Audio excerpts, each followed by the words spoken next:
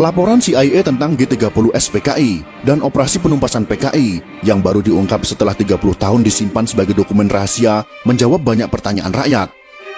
Jika bukan karena Maijen Soeharto yang tersisa dan mengambil alih komando pimpinan TNI Angkatan Darat, sejarah Indonesia pasti berubah. Republik Indonesia sudah pasti akan menjadi negara komunis. Banyak kemungkinan yang akan terjadi dan semuanya lebih buruk.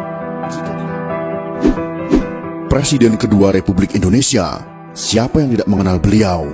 Beliau tidak lain dan tidak bukan adalah Presiden Haji Muhammad Soeharto. Lahir dari keluarga petani di Kemusuk, Yogyakarta pada tanggal 8 Juni tahun 1921 dan meninggal di Jakarta pada tanggal 27 Januari tahun 2008 pada usia 86 tahun. Jasanya kepada bangsa dan negara juga tidak bisa disepelekan. Akan tetapi bagi kaum komunis hal ini sangat bertolak belakang. Kaum komunis sangat membenci Presiden Soeharto karena beliaulah yang menghancurkan komunis di negara tercinta ini.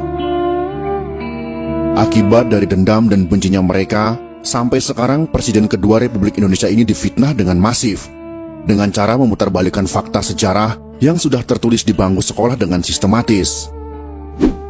Dari keadaan yang seperti itu, maka kami sebagai salah satu generasi yang mendapatkan pendidikan Pancasila saat sekolah di masa beliau masih menjadi presiden, merasa ada tanggung jawab untuk memberikan jawaban atas tuduhan miring terhadap beliau, untuk mengimbangi informasi-informasi yang menyudutkan beliau, terutama bagi generasi muda yang tidak tahu menahu tentang sejarah masa lalu bangsa ini. Dan akhirnya belajar sejarah dari sumber yang salah, yaitu bersumber dari orang-orang simpatisan atau pendukung komunisme yang sangat gencar ingin mengubah sejarah masa lalu mereka. Beberapa pemimpin dunia yang memuji Presiden Soeharto dalam pernyataannya. Berikut ini adalah pernyataan tersebut. Dr. Mahathir Mohamad, mantan Perdana Menteri Malaysia, mengatakan, krisis ekonomi tahun 1998 memang dirancang untuk menjatuhkan Pak Harto. Jika Pak Harto tidak jatuh, Indonesia akan jadi negara maju. Lee Kuan Yew, mantan Perdana Menteri Singapura, juga mengatakan, Pak Harto pemimpin luar biasa. Beliau harus mendapat tempat terhormat dalam sejarah Indonesia.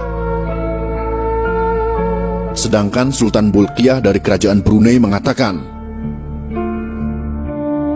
dipimpin Pak Harto, Indonesia bersatu, pemerintahan stabil, ekonomi maju pesat, sangat disayangkan beliau dijatuhkan. Sebenarnya Pak Harto berkali-kali mengutarakan niat untuk mundur, namun beliau melihat ancaman luar biasa besar membahayakan bangsa dan negara kesatuan Republik Indonesia. Fitnah KKN terhadap Pak Harto dan keluarga yang kemudian dituangkan dalam TAP MPR untuk memeriksa harta kekayaannya ternyata tidak terbukti. Majalah Time memfitnah Pak Harto dan keluarga dengan tuduhan punya simpanan 30 miliar dolar Amerika Serikat. Ternyata tidak terbukti sama sekali. Berbagai tim khusus dibentuk pemerintah untuk menyelidiki harta Pak Harto. Satu pun tak menemukan rekening yang mencurigakan di perbankan asing. Silahkan cari kemana saja. Jika terbukti saya ada simpanan 1 sen saja, saya siap dihukum mati, kata Pak Harto.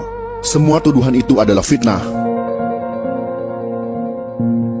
Belakangan terbukti Pak Harto dijatuhkan oleh konspirasi global, yaitu Partai Demokrat Amerika Serikat, Partai Komunis Cina, dan sekutunya, yang berkolusi dengan kelompok anti-Soeharto. Penyebab utama Pak Harto dijatuhkan adalah karena kemesraan dan keberpihakan Pak Harto yang sangat besar kepada umat Islam sejak tahun 1986. Ternyata ada pihak-pihak tertentu yang marah. Republik Indonesia merdeka pada tahun 1945.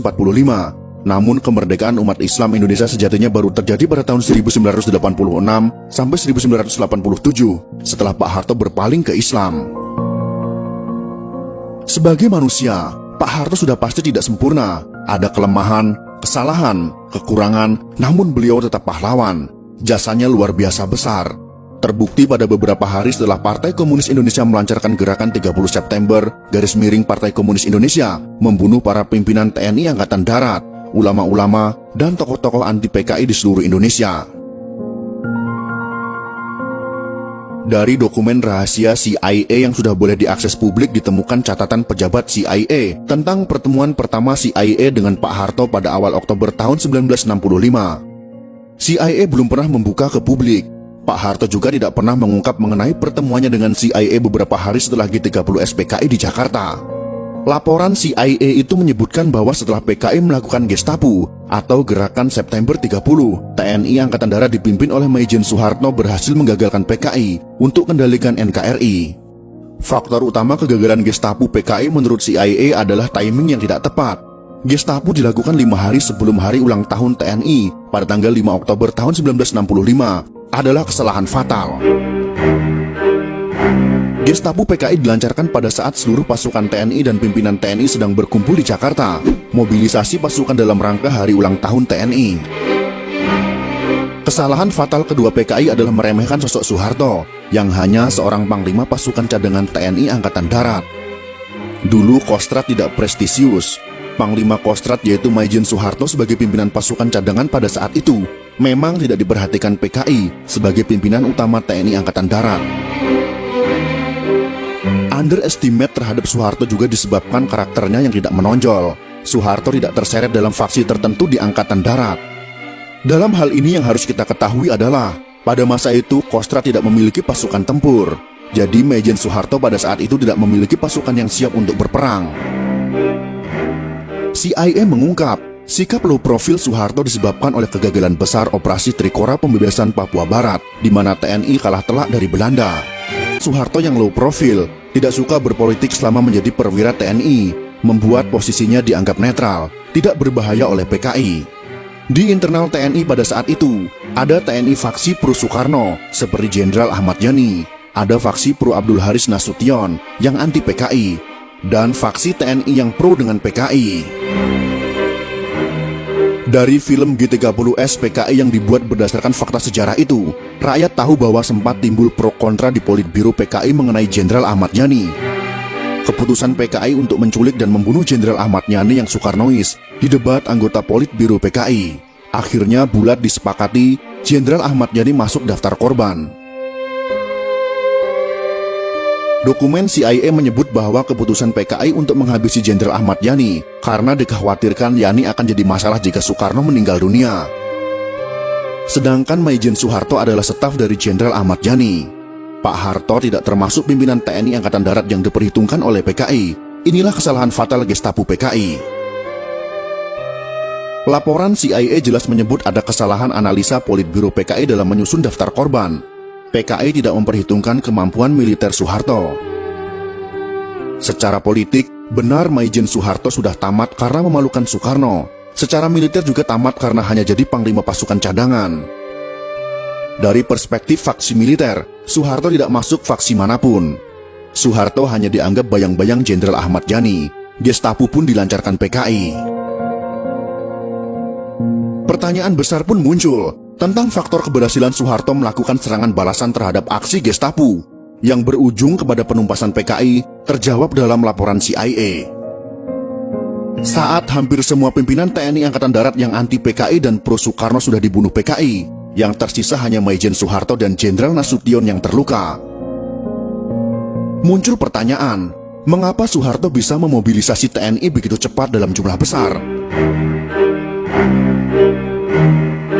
Ada dua alasan untuk menjawab pertanyaan ini. Yang pertama, sebagian besar pasukan TNI ada di Jakarta dalam rangka hari ulang tahun TNI pada tanggal 5 Oktober tahun 1965.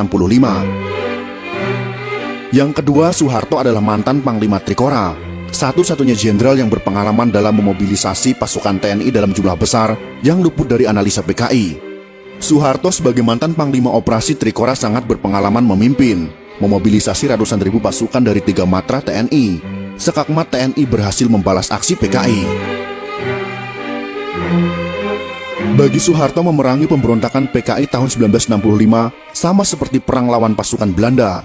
Hanya saja PKI lebih lemah daripada Belanda. Laporan CIA tentang G30S PKI dan operasi penumpasan PKI yang baru diungkap setelah 30 tahun disimpan sebagai dokumen rahasia menjawab banyak pertanyaan rakyat. Jika bukan karena Maijen Soeharto yang tersisa dan mengambil alih komando pimpinan TNI Angkatan Darat, sejarah Indonesia pasti berubah. Republik Indonesia sudah pasti akan menjadi negara komunis.